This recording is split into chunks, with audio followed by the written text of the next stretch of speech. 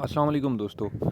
आज की जो मैं वीडियो है इसमें आपके लिए जो है वो आज की जो है वो जॉब्स के लिए तो नहीं है, ठीक है, लेकिन इसमें बहुत ही ज़बरदस्त किस्म के मौक़े हैं। मैं जॉब की वीडियो अपलोड करने लगा था, लेकिन अचानक मेरे सामने जो है वो एक चीज़ आई है, तो मैंने कहा कि आज चलो उस पे वीडियो बना लेता हूँ कि state of Kuwait ministry of interior, ठीक है, कुवैत ने जो है वो ऐलान किया है अपने 53 ममालिक जो हैं, ठीक है, वो परमानेंट जो है वो रिहाइश रख सकते हैं कुवैत में, और प्लस अपना कारोबार भी कर सकते हैं अपने बच्चों के साथ, ठीक है, और रहायश पज़ीर हो सकते हैं, और प्लस जो है वो अपना कारोबार भी वहाँ पे कर सकते हैं। कौन कौन से बंदे कारोबार कर सकते हैं वहाँ पे, और कौन कौन सी पोजीशन पर जो है मीन्स कि कौन कौन से प्रोफेशन का बंदा वहाँ पर रह सकता है और कारोबार कर सकता है, मैं आपको आज की इस मतलब वीडियो में कंप्लीट डिटेल से समझाऊँगा, ठीक है। जो भी इंटरेस्टेड है कुवैत में जाने के लिए या कुवैत में रहने के लिए, ठीक है, या वहाँ पर कारोबार करने के लिए, तो वो जो मेरी वीडियो को पूरा देखें, ठीक है, तो इंशाल्लाह उनको फ़ायदा होगा।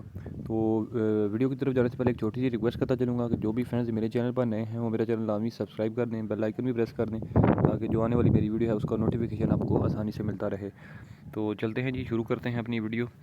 तो आपको मैं बता देता हूँ कि आपने जो है वो वेबसाइट जो है, मैं आपको बताता हूँ कि आपने वेबसाइट जब से ओपन करनी है, तो पहले मैं आपको सारी डिटेल समझा देता हूँ। एक सेकंड, ये ओपन हो रही है।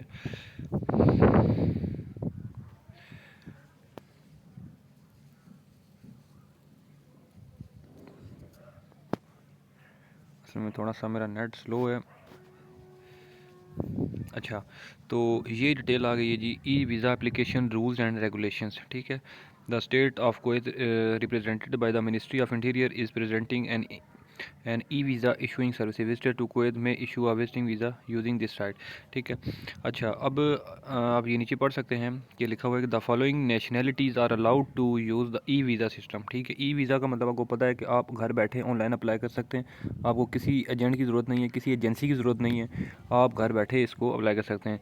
तो ये वो कंट्रीज़ हैं जो अराउंड अबाउट ये 53 कंट्रीज़ बनती हैं जिनको अलाउ किया है कुवैत ने वहाँ की रेजिडेंसी के लिए, ठीक है, और अपना प्लस कारोबार करने के लिए। तो हम रीड आउट पर मज़ीद देख लेते हैं, तो मैं आपको इसमें डिटेलिंग से समझा सकता हूँ कि यहाँ पर लिखा हुआ है कि जीसीसी रेजिडेंट्स, जीसीसी जो गल्फ़ कंट्रीज़ हैं, ठीक है, जैसे कि कतर है, बहरीन है, यूएई है, सऊदी अरेबिया, ठीक है, ये गल्फ़ कंट्रीज़ में आते हैं। तो उन कंट्रीज़ के रेजिडेंट्स जो है वो रिहाइश पज़ीर हो सकते हैं कुवैत में, प्लस अपना कारोबार कर सकते हैं। उसके बाद अगली डिटेल में लिखा है कि GCC residents can apply for e visa if they have residency in one of the GCC countries.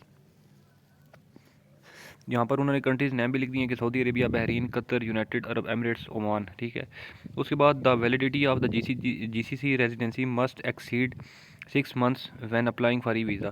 तो मतलब इसका कहने का मतलब ये है कि जो जीसीसी के कंट्री के रेजिडेंट्स हैं वो उनके पास अगर बिलफर्ज सऊदीया के हैं या कतर के हैं तो उनके पास 6 मंथ का वहाँ पर स्टे होना ज़रूरी है, तो वो इसमें अप्लाई कर सकते हैं। उसके बाद A copy of the sponsor's GCC residency should be sent along with each e-visa application for all the dependents, ठीक है। उसके बाद the main applicant sponsor should be present with the dependents upon arrival to Kuwait. The applicant's profession according to the GCC residency should be one of the following. अब वो बता रहे हैं कि एक तो आपके पास बच्चों के जो जितने भी डॉक्यूमेंटेशंस हैं, ठीक है, और उसके बाद जो स्पॉन्सर की आपके पास जो एप्लीकेशन है वो लाजमी आपके पास होनी चाहिए जब आप कुवैत पहुँचें। और उसके बाद यहाँ पर लिखा है कि कौन कौन से प्रोफेशंस, मतलब कि किस किस प्रोफेशन का बंदा जो है वो कुवैत में रेजिडेंस रख सकता है और वहाँ पर कारोबार या मतलब बिज़नेस कर सकता है। तो उनमें से जो है वो ये लिखे हुए हैं कि कंसल्टेंट्स, डॉक्टर्स, इंजीनियर्स, लायर्स, जजेस and member of public projection.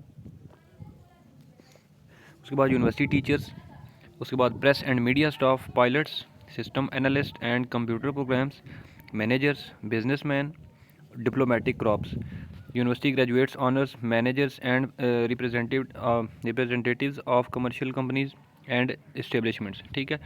तो ये लोग वो हैं या ये वो प्रोफेशनल लोग हैं जो वहाँ पर स्टे कर सकते हैं अपनी फैमिली के साथ और अपना कारोबार कर सकते हैं। तो उन कंट्रीज़ में से चंद एक के नाम आपके सामने यहाँ पर मैं देख सकता हूँ कि यहाँ पर जो है वो Andorra, Australia, Austria, Belgium, Bhutan, Brunei, Bulgaria, Cambodia, Canada, Croatia, Cyprus, ठीक है। उसके बाद डेनमार्क है, Estonia, Finland, Germany, Georgia, France, Greece, Hungary, Iceland, Ireland, Italy, Japan, Latvia, ठीक है। उसके बाद लॉस, उसके बाद जनाब लग्जमबर्ग है, Malaysia, Netherlands, Monaco, Malta, New Zealand, Norway, Poland, उसके बाद रोमानिया, उसके बाद पुर्तगाल है, San Marino, Slovakia, Singapore, Serbia. तो ये मतलब सारी कंट्रीज़ हैं, ठीक है। तो इसमें जो है वो पाकिस्तान का जो है वो नाम फ़िलहाल इंटर नहीं हुआ, ठीक है। मे बी इन फ्यूचर जो है वो भी ऐड हो जाए, ठीक है। इसमें इंडिया का भी जो है वो नाम नहीं है, ठीक है, ना अफ़गानिस्तान का है, ठीक है। तो मे बी इन फ्यूचर जो है वो भी ऐड हो सकता है, ठीक है। तो इसमें जो है वो मज़ीद आपने अप्लाई कैसे करना है मैं आपको डिटेल में समझा देता हूँ। आप इसके नीचे आएंगे, स्टार्ट पे क्लिक करेंगे, ठीक है। आप स्टार्ट पे आएंगे तो आपने यहाँ पर अपने जो है वो do you have a current residence permit in a GCC country. अब अगर कुछ पाकिस्तानी मौजूद हैं, ठीक है, जीसीसी कंट्रीज़ में ऑलरेडी, अगर उनके पास रेजिडेंस परमिट है वहाँ का, तो वो बिल्कुल इसमें अप्लाई कर सकते हैं, चाहे वो पाकिस्तानी है चाहे वो कहीं के भी हैं। अगर वो जीसीसी कंट्री के उनके पास रेजिडेंस परमिट है तो वो बिल्कुल अप्लाई कर सकते हैं। तो अगर है तो आप येस पे करेंगे, नहीं है तो नो करेंगे। उसके बाद आपने जो है वो अपनी यहाँ पर सेट करना है कि आप किस कंट्री में रह रहे हैं अभी, कि बहरीन में हैं, आपके पास परमिट है, कतर, सऊदी अरेबिया, उसके बाद सल्तनत ओमान है या यूएई, इनमें से जिसका किसी का भी है तो वो आप सेलेक्ट कर सकते हैं। उसके बाद अपना पासपोर्ट नेशनैलिटी लिखना है आपने कि पाकिस्तान का है, ठीक है। यहाँ पर ठीक है, पाकिस्तान है तो पाकिस्तान का करेंगे। उसके बाद पासपोर्ट टाइप आपका कौन सा है, ठीक है, इसमें से ऑफिशियल है, डिप्लोमेटिक है, आपका ट्रैवल डॉक्यूमेंट है, नॉर्मल जो भी है, ठीक है। उसके बाद अपना पासपोर्ट नंबर।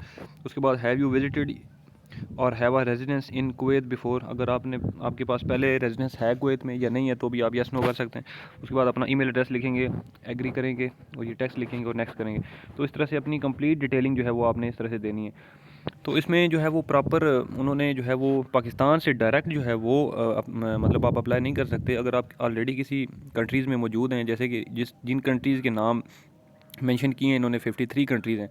अगर उस मुल्क का आपके पास जो है वो 6 मंथ का, स्पेशली जीसीसी कंट्रीज़ का अगर 6 मंथ का आपके पास रेजिडेंस है, स्टे है, तो आप बिल्कुल अपने बच्चों के साथ जो है वो अप्लाई कर सकते हैं इसमें, और अपना कारोबार भी आप कुवैत में कर सकते हैं। तो उम्मीद करता हूँ कि मेरी वीडियो से आप मुस्तफ़ीद होंगे। तो अगर वीडियो अच्छी लगी है तो इस वीडियो को लाइक कर दें, कमेंट करें, शेयर करें। इंशाल्लाह अगली वीडियो में आपकी खिदमत में दोबारा हाजिर हूँगा। तब तक के लिए मुझे दें इजाज़त। अल्लाह ने के बाद।